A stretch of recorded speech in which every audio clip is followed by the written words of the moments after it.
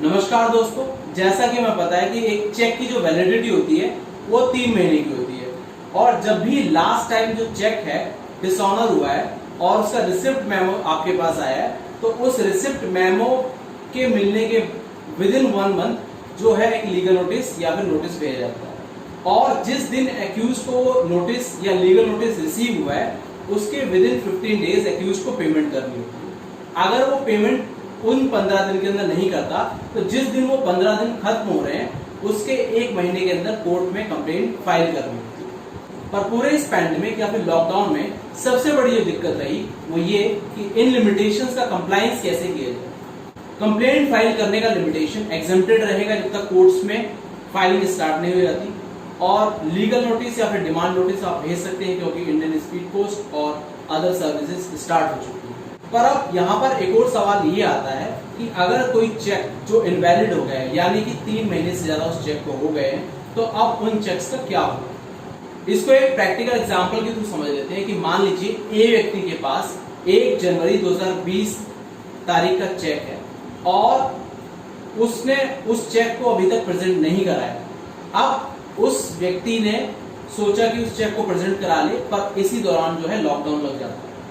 और 31/3/2020 तक वो व्यक्ति उस चेक को प्रेजेंट नहीं करा पाता है बैंक के अंदर और जिसके कारण वो जो चेक है वो इनवैलिड हो जाता है क्योंकि 3 महीने का जो टाइम है वो चेक का खत्म हो जाता है। तो इस केस में अब क्या होगा। अब ऑनरेबल सुप्रीम कोर्ट के अंदर एक इसी तरह की याचिका फाइल होती है मिस्टर हर्ष नितिन गोखले के द्वारा। उनका बेसिक कंसर्न और प्रेयर ये थी कि जो लॉकडाउन के अंदर जो चेक्स जो है टाइमली प्रेजेंट नहीं हो पाए यानी 3 मंथ्स की वैलिडिटी के अंदर प्रेजेंट नहीं हो पाए उन चेक्स की जो वैलिडिटी है उसको बढ़ाया जाए। पर ऑनरेबल सुप्रीम कोर्ट की 3 जजेस बेंच ने जिसमें honourable justice R Bhanumati, honourable justice Indu Malhotra और ऑनरेबल जस्टिस अनिरुद्ध बोस ने 2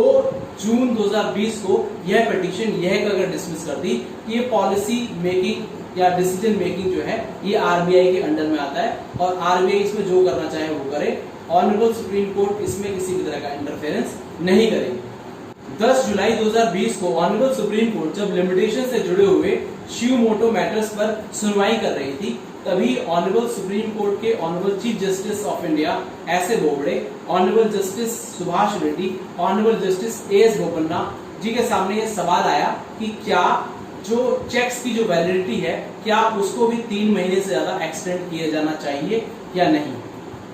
तो रिजर्व बैंक ऑफ इंडिया ने ऑनरेबल सुप्रीम कोर्ट के सामने अपना पक्ष रखा और कहा कि अगर ऐसा किया जाता है तो ये बैंकिंग सेक्टर के लिए बहुत ही ज्यादा खराब होगा और बैंकिंग सेक्टर को ये बहुत ज्यादा नुकसान पहुंचाएगा। और ये दलील सुनकर honourable supreme court of India ने जो 3 मंथ्स का जो वैलिडिटी पीरियड है चेक को प्रेजेंट करने का उसमें किसी भी तरह का इंटरफेरेंस नहीं किया यानी कि 3 मंथ्स का पीरियड वो केवल 3 मंथ्स ही रहेगा, उससे ज्यादा एक्सटेंड नहीं होगा। आपकी एडिशनल इंफॉर्मेशन के लिए मैं एक बात आपको बता दूं कि जो पहले चेक को प्रेजेंट करने की जो वैलिडिटी थी वो 6 महीने थी पर रिजर्व बैंक ऑफ इंडिया ने section 35A of banking regulation act 1949 में पावर एक्सरसाइज कर 4/11/2011 को एक नोटिफिकेशन जारी किया जिसमें ये 6 महीने की जो वैलिडिटी है चेक की उसको घटाकर 3 महीने कर दिया गया। और इस 4/11/2011 की नोटिफिकेशन में ये कहा जाता है कि 1 अप्रैल 2012 से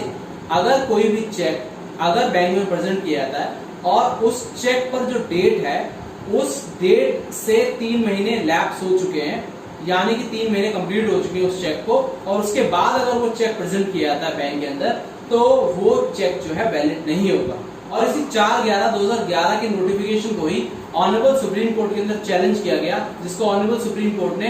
2/6/2020 को खारिज कर दिया। और फिर दोबारा जब ऑनरेबल सुप्रीम कोर्ट के सामने दोबारा ये मसला आया तो ऑनरेबल सुप्रीम कोर्ट ने क्लियर कर दिया कि जो 3 मंथ्स का जो पीरियड है प्रेजेंटेशन ऑफ चेक का इसको नहीं बढ़ाया जाएगा।